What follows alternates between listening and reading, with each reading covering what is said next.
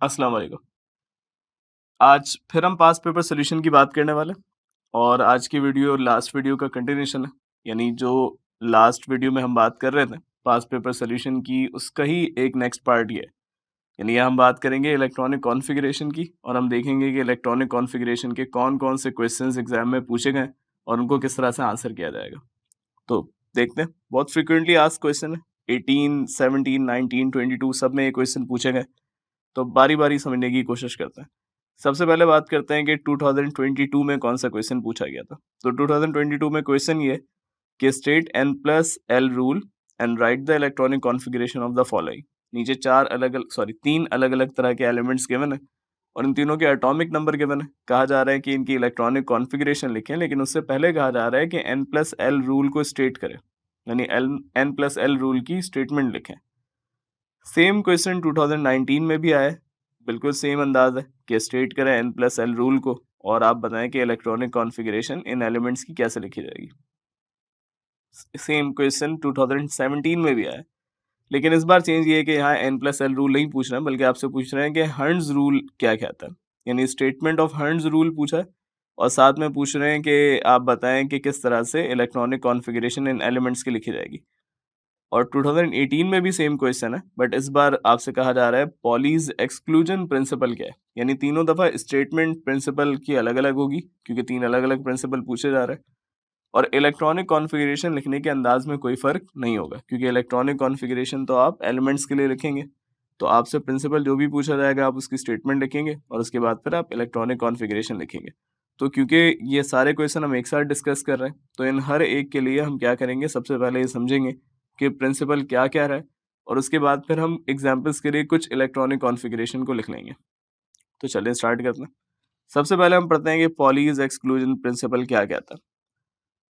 तो poly exclusion principle के मुताबिक, अच्छा, ये जो डेफिनेशंस ये स्टेटमेंट्स हम यहाँ पढ़ने वाले हैं, ये सारी स्टेटमेंट आपकी टेक्स्ट बुक की है, ठीक है, ताकि आपके लिए आसानी रहे समझने में।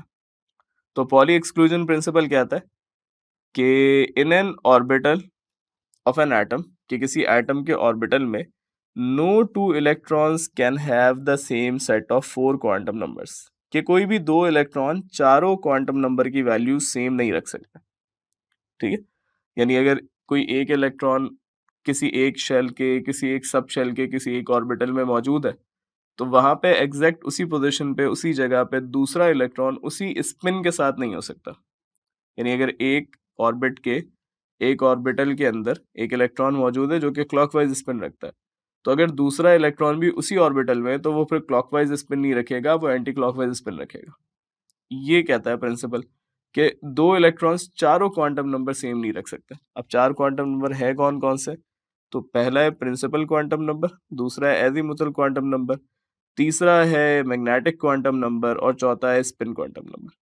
इन चारों की वैल्यूज अगर सेम हो गई तो इसका मतलब मैं एक ही इलेक्ट्रॉन की बात कर रहा हूँ, क्योंकि ये क्वांटम नंबर इस्तेमाल करके हम इलेक्ट्रॉन को लोकेट कर रहे होते हैं। तो अगर ये चारों वैल्यू सेम है, इसका मतलब मैं 2 अलग अलग इलेक्ट्रॉन्स की बात नहीं कर रहा, एक की बात ही 2 दफा कर रहा हूँ। खैर, तो यही पॉलीज एक्सक्लूजन प्रिंसिपल है। ये कहता है कि किसी एक एटम के अंदर कोई 2 इलेक्ट्रॉन चारों क्वांटम नंबर की वैल्यू सेम अपने अंदर नहीं रख सकते। एटलीस्ट कोई एक क्वांटम नंबर डिफरेंट वैल्यूज रखता होगा। ठीक है, यानी एन एल एम एस में से कोई एक इलेक्ट्रॉन ऐसा होगा जिसकी कोई एक वैल्यू ऐसी होगी जो दोनों इलेक्ट्रॉन्स की एक दूसरे से डिफरेंट होगी। ठीक है, सेकंड हम बात करते हैं एन प्लस एल रूल की। इसका पूरा नाम एन प्लस एल विस विजर रूल है। इसमें क्या कहा जा रहा है? इसमें कहा जा रहा है कि रूल पहले तो आपको रिकॉल करवाएगा क्वांटम नंबर्स के बारे में। ठीक है, एक वैल्यू थी एल और एक वैल्यू थी एन। तो प्रिंसिपल क्वांटम नंबर और एजीमुथल क्वांटम नंबर, एन और एल। रूल क्या कहता है? रूल कहता है कि those orbital which have lower n plus l value are filled first. यानी वो ऑर्बिटल जिनके लिए एन प्लस एल की वैल्यू कम होगी, स्मॉलर होगी, वो पहले भरे जाएंगे। और अगर ऐसा हो जाए कि 2 अलग अलग ऑर्बिटल जिनकी एन प्लस एल की वैल्यू सेम आ जाए, तो उसके बाद आप उस ऑर्बिटल को पहले फिल करेंगे जिसका एन स्मॉलर होगा या लोअर होगा। इसको एग्जाम्पल से समझने की कोशिश करते हैं। जैसे फॉर एग्जाम्पल मैं बात कर रहा हूँ 1s, 2s, 2p, 3s, 3p और 3d की, और 4s भी लिख देता हूँ। इनकी मैं बात कर रहा हूँ। अब मैं अगर इनके लिए n लिखता हूँ तो n तो प्रिंसिपल क्वांटम नंबर है 1 के लिए, या 1s के लिए 1 हो जाएगा। ठीक है, मैं कॉलम्स बनाने की कोशिश करता हूँ। और यहाँ 2 हो जाएगा, 2p के लिए भी 2 हो जाएगा, 3s के लिए 3 हो जाएगा, 3p के लिए 3, 3d के लिए 3 और 4s के लिए 4। l डिपेंड करता है सबशेल कौन सा, s पे 0 होता है, p पे 1 हो जाता है, d पे 2 होता है और f पे 3 हो जाता, क्योंकि f है नहीं तो हमें फिक्रमंद होने की जरूरत नहीं है। अब अगर हम n प्लस एल निकालें तो 1 प्लस 0 1 आ जाएगा, 2 प्लस 0 2 आ जाएगा, 2 प्लस 1 3 आ जाएगा, 3 प्लस 0 फिर 3 आ जाएगा, 3 प्लस 1 4 आ जाएगा, 3 प्लस 2 5 आ जाएगा और 4 प्लस 0 वापस 4 आ जाएगा। रूल ये कहता है कि उसको पहले फिल करना है जिसके लिए n प्लस एल की वैल्यू लीस्ट है। तो अब यहाँ नजर आ रहा है कि n प्लस एल की वैल्यू लीस्ट है 1s के लिए। इसका मतलब सबसे पहले फिलअप कौन होता है, 1s। फिर 1s से ज्यादा वैल्यू किसकी है, 1s से ज्यादा वैल्यू है 2s की। 2 है ना, n प्लस एल का टोटल 2 है ना, जो लास्ट कॉलम में मैंने लिखा है ये है n प्लस एल की वैल्यू। तो n प्लस एल की वैल्यू 2 है 2s के लिए, यानी 1s के बाद बारी आएगी 2s की।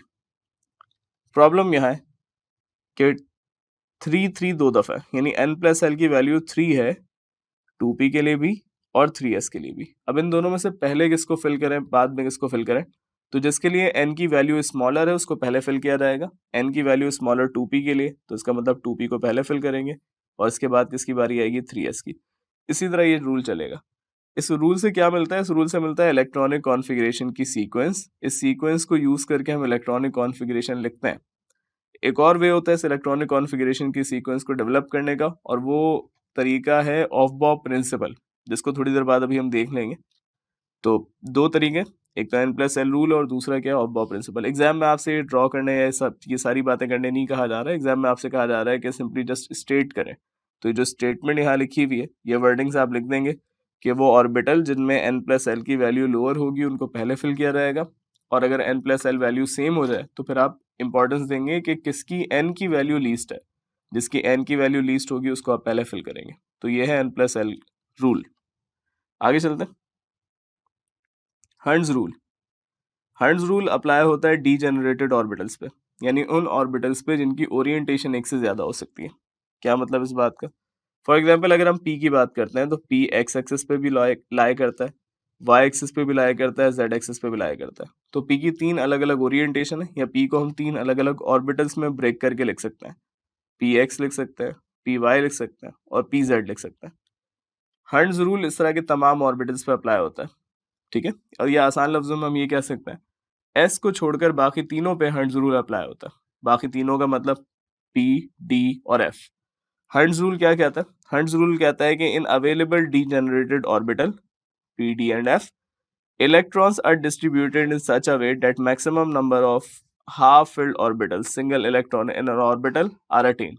यानी जब इलेक्ट्रॉन फिलअप होता है तो पहले इलेक्ट्रॉन सिंगली फिलअप होता है। डबलिंग ऑफ इलेक्ट्रॉन उस वक्त होती है जब सारे ऑर्बिटल सिंगली सिंगली फिल हो चुके होते हैं, यानी maximum number of unpaired electron मौजूद होते हैं किसी ऑर्बिटल के अंदर। ये है हंड्स रूल। ठीक है, इसको हम क्या लिखेंगे, इसको याद कैसे रखेंगे, हम इसको याद रखेंगे कि भाई इलेक्ट्रॉन कहाँ जा रहा है, इलेक्ट्रॉन जा रहा है ऑर्बिटल के अंदर, और ऑर्बिटल की कैपेसिटी है 2 की, तो 2 इलेक्ट्रॉन टोटल आ सकते हैं ऑर्बिटल के अंदर। एक इलेक्ट्रॉन जब चला जाएगा तो ऑर्बिटल हो जाएगा हाफ फिल्ड। ठीक है, एक इलेक्ट्रॉन चला गया तो ऑर्बिटल क्या हो जाएगा, हाफ फिल्ड। डीजेनरेटेड ऑर्बिटल में क्योंकि ऑर्बिटल इक्वल एनर्जी के होते हैं, let's say p x, p y और पी जेड, इन तीनों की एनर्जी आपस में बराबर है। इलेक्ट्रॉन आएगा तो पहला इलेक्ट्रॉन लेट से पी एक्स में गया, दूसरा इलेक्ट्रॉन आता है तो वो पी एक्स में नहीं जाकर चला जाएगा पी वाई में, तीसरा आता है तो वो पी जेड में चला जाएगा। ये तीनों सिंगली फिल है, मतलब तीनों हाफ फिल्ड है। ये है Hund's rule of maximum multiplicity, या सिंपली जस्ट हंड्स रूल। ठीक है, तो आप इसके लिए स्टेटमेंट याद रखेंगे। आगे चलते हैं, अब अगला पार्ट करते हैं। इसी क्वेश्चन का अगला पार्ट हमसे कह रहा है कि क्या करें, इलेक्ट्रॉनिक कॉन्फ़िगरेशन लिखें। ठीक है, कुछ एग्जाम्पल्स मैं यहाँ लिख दूंगा, बाकी मेरे ख्याल से आप प्रैक्टिस कर सकते हैं। तो सबसे ग्रेटर नंबर यहाँ देखते हैं। सबसे ग्रेटर नंबर मुझे मिल रहा है 42। ठीक है, और इसके अलावा फिर कुछ चार्ज वाला देख लेंगे, जैसे एस दिख रहा है मुझे विथ -2 चार्ज। तो इन दोनों को करते हैं। पहले मैं 42 के लिए लिखूंगा। ठीक है, एटॉमिक नंबर क्या है, 42।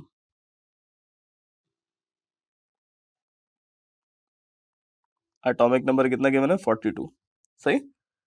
अब सीक्वेंस में पहले कौन सा ऑर्बिटल फिल होगा, बाद में कौन सा ऑर्बिटल फिल होगा, इसके लिए हम इस टेबल का सहारा लेंगे जो यहाँ पे मैंने पेस्ट किया हुआ है, जिसका 2.12 जिस पे लिखा हुआ आपको नजर आ रहा होगा कि फिगर 2.12 है। ये फिगर 2.12 क्या कंटेन करती है अपने अंदर के सब शेल किस तरह इंक्रीजिंग ऑर्डर में फिल होंगे, ये आप समझ सकते हैं इस फिगर को देखकर।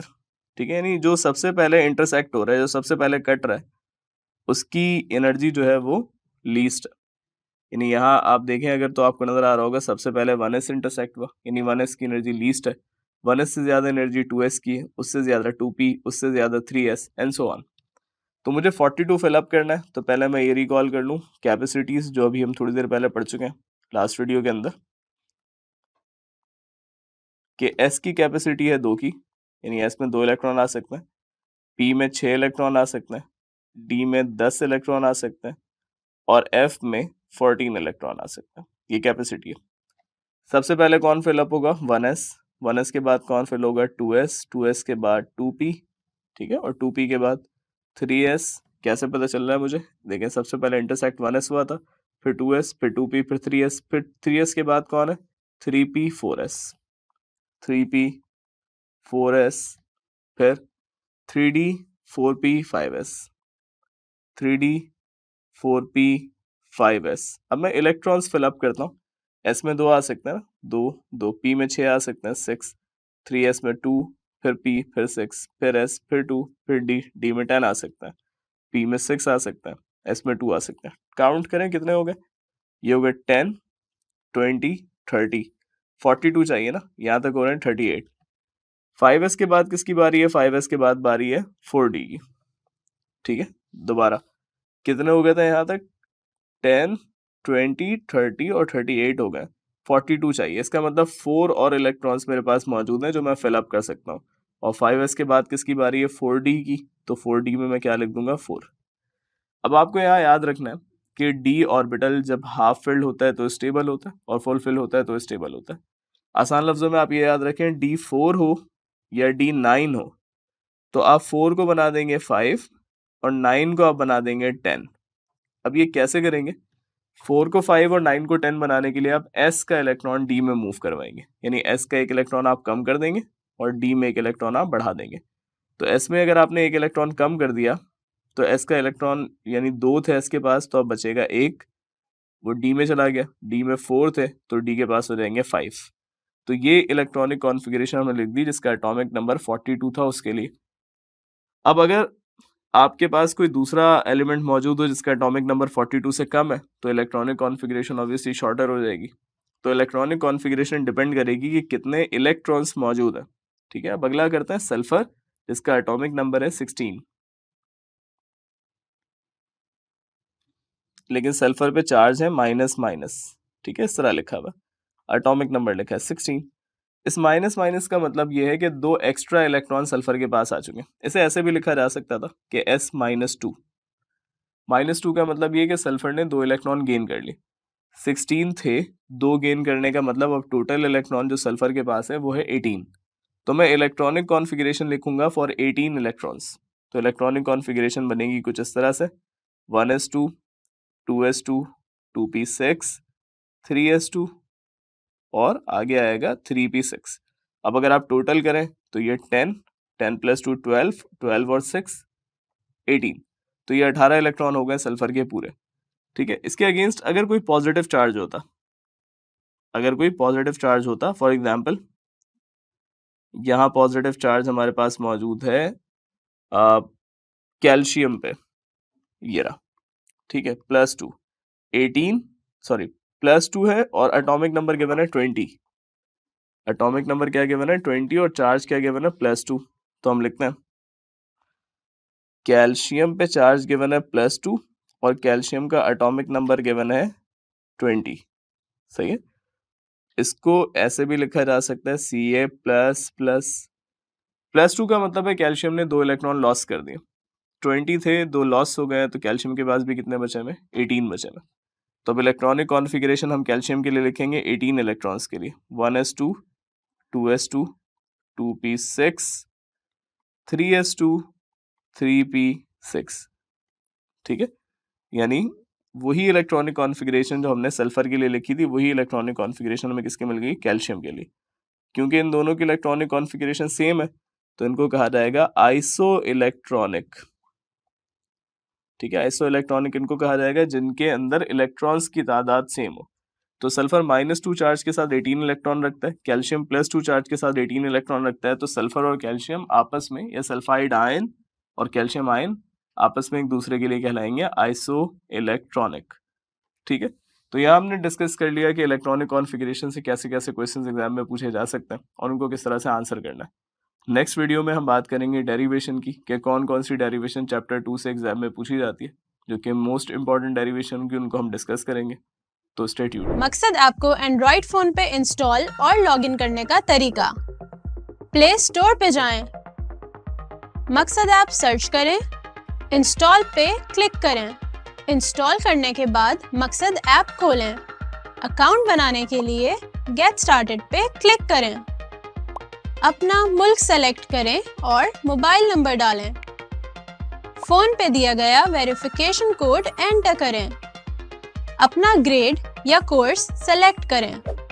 अपना ग्रुप सेलेक्ट करें। अपना बोर्ड सेलेक्ट करें। आपका लॉगिन कंप्लीट हो चुका है।